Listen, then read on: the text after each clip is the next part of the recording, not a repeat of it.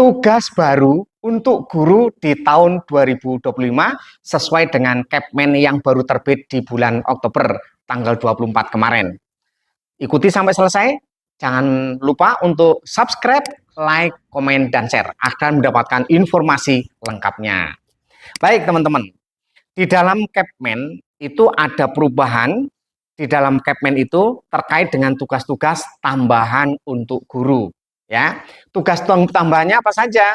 Yaitu sebagai wali kelas, itu sebagai pembina OSIS dan lain sebagainya. Nanti saya jelaskan di belakang. Tapi ingat, tugas pokok guru itu ada 5, ya, sesuai dengan Permendikbud nomor 15 tahun 2018 pada pasal 3 yang tidak diubah pada Permendikbud nomor 25 tahun 2024. Dia tidak dirubah. Jadi masih tetap.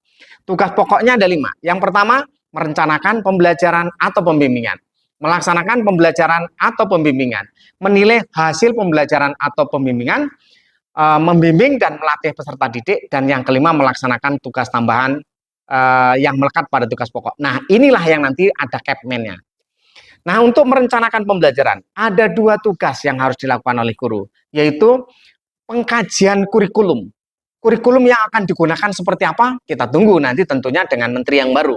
Kalau yang sebelumnya sampai bulan Juni kita masih menggunakan kurikulum merdeka tentunya. Nggak mungkin dipotong di tengah-tengah, itu nggak mungkin.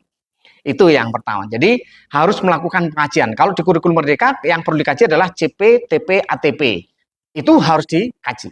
Yang kedua, membuat rencana pelaksanaan pembelajaran. Itu di Permendikbud nomor 25 bunyinya seperti itu. Ya RPP, bukan modul ajar. Namanya RPP, itu jelas ya di dalam Permendikbud ini. Jadi modul ajar itu hanya istilah-istilah yang kemarin dimunculkan pada di masa Pak Menteri yang sebelumnya. Itu ada 2, ingat perencanaannya ada 2 yang harus dilakukan. Kemudian pelaksanaan pembelajaran, konsepnya adalah pembelajaran yang berpusat pada siswa. Nah, Pak Menteri yang baru sudah menyiapkan konsep atau pendekatan pembelajaran, yaitu pembelajaran yang dikatakan deep learning. Jadi Pak Menteri sudah menyiapkan pendekatan pembelajaran deep learning. Pembelajaran itu menyesuaikan dengan tujuan pembelajarannya. Mau dibuat seperti apa supaya siswa itu benar-benar memahami apa yang harus dilakukan. Yang kedua, pembelajaran yang menyenangkan. Pembelajaran yang menyenangkan itu artinya siswa belajar dengan materi itu senang dengan pembelajaran itu. Berbeda dengan ice breaking. Ice breaking itu membuat suasana menyenangkan, tapi belum membuat siswa belajar menyenangkan, belum. Ya, membuat suasana menyenangkan, guru gampang saja, begitu ngajar jenuh, kayaknya sudah jenuh langsung. Oke, semua berdiri, kita joget sebentar. Koyong ini rasane wong nandang kangen, langsung joget semua, menyenangkan itu. Tapi pembelajaran apa menyenangkan? Belum. Itu yang perlu dipahami. Banyak sekali yang sekarang sudah menggunakan ice breaking. Oke, itu boleh-boleh saja. Tapi itu bukan pembelajaran yang menyenangkan. Membuat suasana menyenangkan. Pembelajaran yang menyenangkan saya gambarkan pembelajaran yang berbasis proyek. Misalkan anak membuat sesuatu bareng-bareng dengan anak, itu kelihatan anak itu senang belajar di situ. Mempelajari dengan detail, banyak komunikasi, ada kolaborasi dengan yang lain, saling bertanya, muncul di sana. Pembelajaran berbasis proyek. Itu yang digadang-gadang untuk bisa dilakukan oleh guru. Tapi ini memang sedikit agak merepotkan sehingga banyak yang tidak mau melaksanakan pembelajaran berbasis proyek. Padahal pembelajaran berbasis proyek ini sudah jelas-jelas arahnya jelas pembelajaran berpusat pada siswa. Itu yang harusnya dilakukan oleh guru. Itu pelaksanaan pembelajaran. Yang ketiga, penilaian hasil belajar atau pembimbingan. Jadi penilaian sesuai dengan Permendikbud nomor 25 tahun 2024 sudah dipastikan ada 3 hal, yaitu penilaian itu sasarannya yang akan dinilai itu ada 3, yaitu berdasarkan penilaian pengetahuan, keterampilan, dan penilaian sikap. Itu ditetapkan di dalam Permendikbud nomor 25 ini. Jadi termasuk Permendikbud nomor 15 2018 tetap itu, nggak ada perubahan. Jadi penilaian pengetahuan, keterampilan, dan sikap. Penilaian pengetahuan, kalau melihat di buku panduan di tahun 2017 yang akhir, yang ditandatangani Pak Dirjen waktu itu ada penilaian pengetahuan itu ada 3. Penilaian lisan, penilaian tes, ya tes tertulis, dan penugasan. Kemudian penilaian keterampilan itu adalah penilaian praktek, proyek, produk, portofolio. Kemudian penilaian sikap itu melalui penilaian diri, antar teman, dan penilaian observasi. Itu yang dilakukan. Itulah yang mestinya dilakukan oleh guru. Itulah penilaian. Nah, ini juga bagi teman-teman yang lain mungkin dari pengawas juga harus paham betul terkait ini. Sehingga karena tugas pengawas nanti jelas ada pendampingan untuk guru. Jangan sampai pengawas tidak tahu ini. Gitu ya. Maka CAPM ini harus dipahami betul oleh teman-teman terkait tugas guru. Karena kita sebagai pengawas akan membantu guru bagaimana mendampingi guru bisa melaksanakan pembelajaran sesuai yang diharapkan, melakukan membuat perencanaan sesuai dengan yang ketentuannya, melaksanakan pembelajaran berpusat pada siswa dengan berbagai pendekatan, kemudian menilai juga sesuai dengan 3 tadi. Nggak ada pilihan lain. Itu yang mestinya dilakukan oleh guru. Dan yang keempat adalah membimbing dan melatih peserta didik. Di sini membimbing dan melatih peserta didik, di dalamnya ada pendidikan di karakternya. Karena di situ ada bakat, minat ya yang harus dibimbing oleh guru. Nah, inilah yang kemarin muncul ada pendidikan karakter ya toh, tujuan membimbing siswa untuk bisa menjadi disiplin. Kalau dia nggak disiplin diberi peringatan oleh guru, diberi sanksi, tapi sanksinya itu mendidik, bukan untuk menghancurkan anak, itu tidak.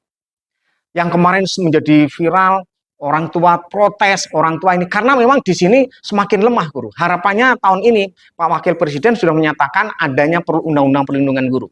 Mudah-mudahan ini nanti terwujud sehingga guru itu bisa nyaman dalam konteksnya bukan untuk menghajar siswa, tapi mengajar siswa, mendidik siswa untuk menjadi lebih baik.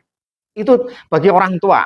Tolong diingat ini kepentingannya adalah mendidik anak bapak ibu supaya menjadi disiplin, menjadi berakhlak mulia, ya menjadi anak yang soleh-solehat. Itu tujuannya pendidikan karakter itu.